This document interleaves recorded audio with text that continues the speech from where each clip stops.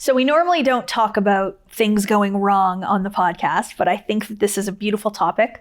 I did a reel on my Instagram one day and got a lot of views, got a lot of comments, and people saw a lot of awarenesses in it. And so how I kind of titled it was, "You're manifesting wrong, and here's why." And so today we're going to talk about the 3 ways in which you're actually not using the manifestation process for good, but that you're potentially using it for evil. So I'm going to show you the 3 wrongs, and I'm going to tell you how to make them right in your manifestation process to be able to make things a little bit easier for you, and the journey in the process, one that you can enjoy a little bit more. So the first thing is that you are gripping your manifestations too tightly. I love this language. I actually got this language from, it was kind of the opposite of one of my favorite readings. So there is a book called Your Hidden Power, which is a compilation of lectures from one of the greatest teachers in metaphysics or science of the mind, Thomas Troward. And he has a lecture called Touching Lightly. And that language is just so beautiful. It's a very, very deep read. So if you do decide to go get it and read it, I will just preface it by saying that. But to touch lightly is the way in which we desire to be in the manifestation process. And the lighter you touch it, the easier it will be, the more effortless the manifestation process will be, the faster it will be. So the gestation period will be shorter, and the more easy you will say it is to manifest when you're touching lightly. So what I actually find is the opposite, that most people are gripping their manifestations tightly. And so if we think about that, then to grip something tightly, to hold it really tight in your hands, it's tension, it's tense, it's pressure. It feels hard, your muscles clench up, and it doesn't feel soft, it doesn't feel light, it doesn't feel easy, it feels very, very hard. When we think about the nervous system oftentimes is in fight or flight, and that fight or flight, that stress, it's gripping tightly, it's tension, it's hard. So Touching Lightly, which is such a beautiful article, talks so much about how you can just touch your manifestations lightly and not be gripping them so hard. And so it is a beautiful example of how to let, how to surrender, to allow yourself to rest, relax, have faith, trust, and not grip so tightly. So feminine versus masculine energies are so beautiful because they are an integral part of all of us. We hold both the masculine and the feminine. And in your ability to use those in a balance will create the effortless way. When we're heavy into the masculine side and the mechanics, and we're heavy into the doing and the hustle and the grind, we're gripping things tightly. We are trying to force them into existence through mere hard work alone. And that was the way in which I used to live. It used to be hard work, hustle, grind, work more hours in order to achieve and to have more. I was gripping very, very tightly. But when you release the grip and you let things go and you surrender and you allow things to come to you and you move into receivership, you've now moved over to the feminine side and you've added the feminine energy. So all those things I just said, those were all feminine energetics. And so when you allow all of those things to come together with the masculine, with the doing, with the action, with the things, you become in this balance of touching it lightly versus gripping it tightly. Another way of looking at this would be to discuss attachment. So when you are in a state of attachment, you are gripping tightly. And when you are in a state of detachment, you are touching lightly. I also like to think about this as heavy versus light, right? So when something feels heavy, when something feels hard, you're not light about it. So when you are in a lightness, a joyfulness, a playfulness, you are touching your manifestation lightly. So to truly detach and to surrender and to let and to allow yourself to go to this touching lightly space and to release the grip is to say, I want you, but I don't need you. It's a preference, not a requirement. My life is good and I'm grateful for it and I would love it to be better. It is truly this belief that this or something better. It is the belief that everything returns to great or to good. It is a belief that I get everything that I want and any idea I hold in my mind will eventually come. And so all I have to do is sit in the belief and the knowing that it's on its way And I'm going to be grateful for the life I have now in the meantime. That's light. All those things are to touch it lightly.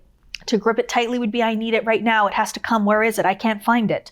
To grip it tightly is, I need this thing for me to be successful, for me to be worthy. I need this relationship because I can't be on my own. And so when you're in that attached state, when you need for something to change because without it, you are not whole, you are not fulfilled, you are not good enough. You are gripping it tightly and you are slowing it down.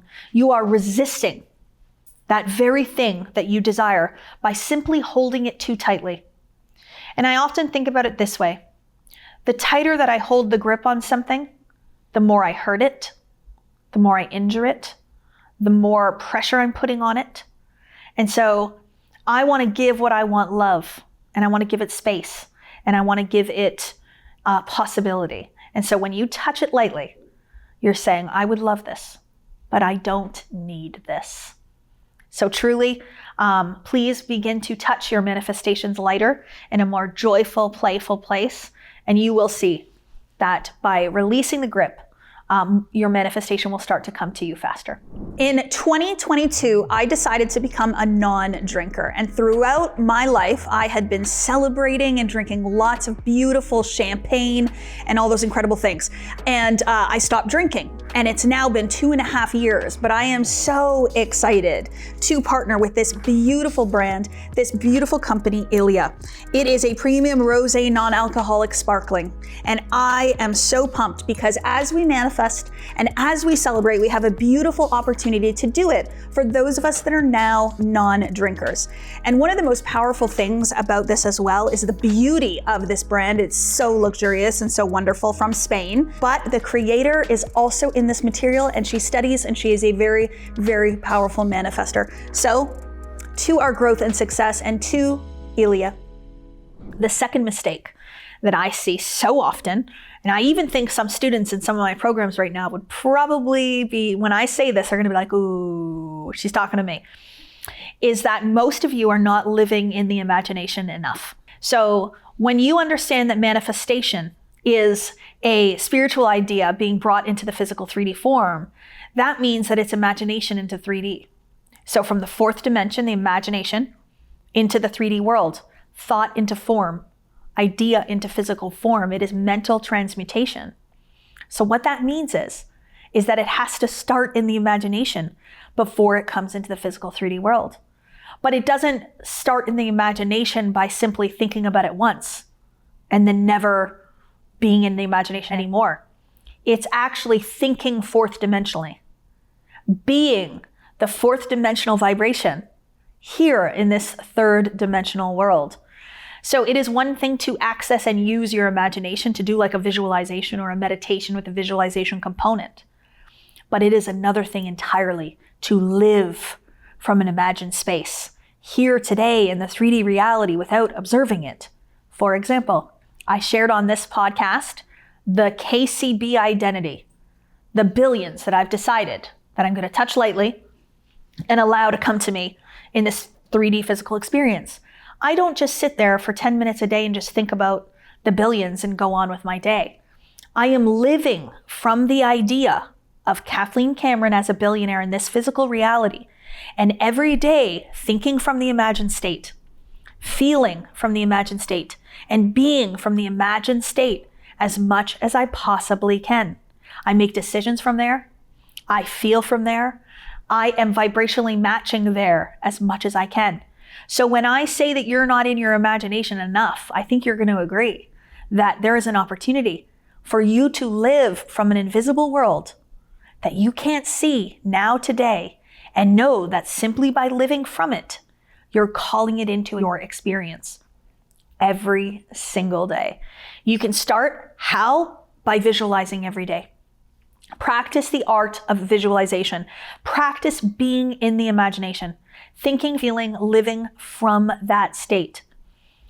But I had a recent awareness that was really beautiful. There was this book that God put in front of me to read, and it was a Neville Goddard book, and it was one that I hadn't read before, and it was very hidden away, hard to find, but it was put in front of my awareness for a reason. And in that book, he said something very powerful. He said, you must live with absolute obedience to the state of the wish fulfilled, with absolute obedience to the state of the wish fulfilled. So what does that mean? To absolutely know that it is done. It is who you are. Creation is finished. So if you had absolute obedience to that, you would live and act differently. So this isn't about just feeling the feeling of the wish fulfilled. It's not about just visualizing it and that being it. It's about when you come out of your imagination, you're in your physical 3D world here, thinking, feeling, and living differently with absolute obedience to the idea. So if you desire to be a millionaire, you need to show up in this 3D physical space as a millionaire, regardless of how many millions you have in your bank account or do not have in your bank account. It is an invisible idea that you're bringing into the visible world. And then people are like, well, I can't act like a millionaire because millionaires spend all their money. I'm not talking about spending money. That is one tiny little itty bitty, like minuscule little part of being a millionaire. Being a millionaire in identity means passion, fulfillment, joy, peace, love, empowerment, confidence, discipline, accountability. It means strength. It means fearlessness. It means being a decision maker. It means being a leader. It means being powerful. And you do not need money to be any of those things. And trust me, the money will come and you will experience the ability to spend like a millionaire. But what I'm saying is to be the millionaire first will call in that experience. And that is how you live from an imagined state, to live and act in absolute obedience. And the third mistake that most people are making in their manifestation journey and process is that they are living in comparison.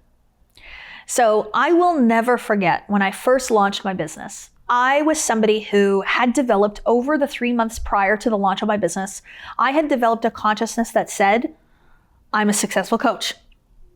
I'm the best teacher in the world at this work. Like I just planted ideas into my mind that I knew would serve me.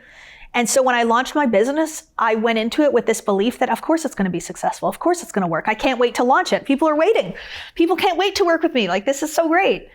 And people are like, oh, well, that was easy for you. No, I spent 90 days curating that belief system. I spent 90 days working on myself prior to that. But let me tell you that that is some of the most important work that I ever did. But one of the things that I didn't do, I didn't compare myself to others. So I wasn't sitting here looking at this coach and that coach and this coach and that coach and comparing myself to them, thinking that I didn't know enough, I wasn't doing it long enough, I wasn't making enough money, I didn't know what I was doing. Even the idea that I was a new coach, I never believed that. I would have never said that. Now, if I had compared myself to somebody that had been in the business for 5 years and had compared myself to their results, maybe they were doing 50K a month, took them 5 years to get to 50K a month, I would have looked at that and that would have planted an idea in my subconscious mind that it's going to take me 5 years, that I'm a new coach. It's going to take me 5 years to get to $50,000 months. I didn't believe that. I decided that I wanted to make $50,000 a month my very first month in business. And that month I did $65,000 in revenue, that very first month in business. So I was not a new coach. I was not a novice. I was not learning how to sell high ticket. I wasn't learning how to coach. I saw myself as an expert, as a successful coach who was doing incredible and amazing things. So I didn't pay attention to anybody that wasn't doing what I wanted to do. I only paid attention to those that were doing more than what I was doing or was doing what I wanted to do. So I would look to a coach that was doing millions of dollars a year and I'd be like, oh, that's for me. I can do that. So for me, I was very, very intentional not to compare myself, not to look at what other people are doing. I am so much in my own lane, you guys. Like, I don't even know what other people in my industry are teaching, are talking about, what courses they have. I have no idea how successful other people are. I'm truly just in my own lane, creating my own life and my own community and my own world and following God's guidance. And you know, that was something that Bob Proctor said to me. He said, I have no idea what my competition is doing. Even if you were to ask me who's my competition, I'm like, there's competition? Like, I just don't even see competition in the world. And I'm not saying that from a place of, I don't think anybody can compete with me. That's not what I'm saying. I'm actually saying that like, this isn't a competition. Like, life isn't competing. We're not competing with each other. We're actually doing the same thing. All of us light workers, we have the same call to good. We're working together. maybe we don't know that we're working together, but we are working together to raise collective consciousness. So to me, competition doesn't even really exist. So when people ask me that, I'm like, what? So to just let all that go, to let the comparison go, it will relieve a lot of stress from you. It will let a lot of these feelings of jealousy or envy just completely go and vanish, and they won't mean anything. But there's also the comparison of yourself. And this is so important. We are always getting so disappointed in ourselves and down on ourselves and getting mad at ourselves. You know, the Kathleen many years ago, I can't tell you how many times I've said to myself, like, I'm so mad at myself. I'm so mad at myself because I said I was going to do something and I didn't do it. I'm so mad at myself because I don't want to eat this fried food, but I made the decision to eat the fried food and I'm mad. Why did I do that? I said I was going to work out today and I didn't work out. I said I was going to work on my project or my essay and I didn't do it. And now it's a day late. So what was happening there was that I was in judgment of myself, and I was creating this energy and this feeling of disappointment, of sadness, of judgment, of anger towards who I am. And every time I did that, I spoke negatively to myself. So what I find with most people in the manifestation journey is that they're comparing themselves to yesterday, to a month ago, to 6 months ago, to 5 years ago. And they're comparing themselves to other people in relation to themselves. So-and-so, it took them a year and it's taken me 5. That means I'm bad or wrong. But the only reason that that belief is bad or wrong is because you're saying it's bad. Like, it's not a bad thing for something to take 5 years, but you're comparing it to who you were or how long it's taken you in the past. I had this beautiful woman say to me on a call one day, and it was such a great awareness for me. She said, you know, Kathleen, maybe you can help me. In my life, I've manifested millions of dollars and I've lost it all. And that was her belief. And so she was comparing herself. Old version of me could manifest millions, and here I am today with nothing and I've lost it all. So she was comparing to a past version. But what was so cool is I said to her, okay, that's a pretty sad story you're telling. What's a way that we could pivot the story so that it creates differently? Because if the story is you've manifested millions and you've lost it and you can't manifest anymore, what's the universe going to say? Yes, you've lost it and you can't manifest anymore. That'll be your reality. So instead I said to her, wow, you really know how to manifest, don't you? You've manifested millions of dollars in your life, haven't you?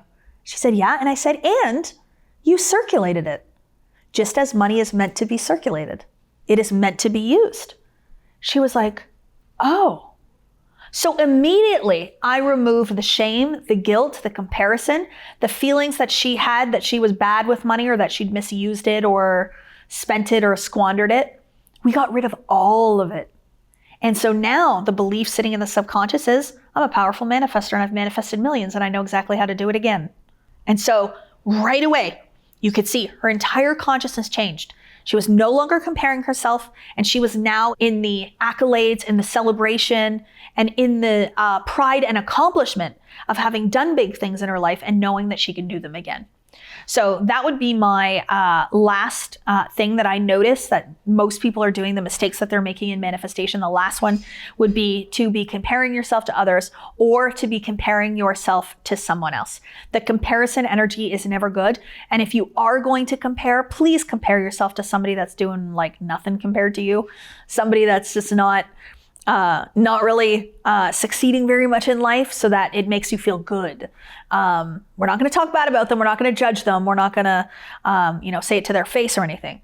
But if you are going to do a comparison like that, please do not do it to people that you think are better than you, people that you think know more than you or are more beautiful than you or more successful, because the moment that you allow yourself to be below someone, you're no longer in that higher energy, and we are all one, which is really beautiful. So I hope that by seeing these 3 mistakes and the ways in which they can become strengths and the ways in which you can empower yourself to grow will help you in your manifestation process. So my hope for you with this episode is that you really, really stop gripping so tightly, that you live from the imagined state and you stop comparing. And also please remember that the limit does not exist.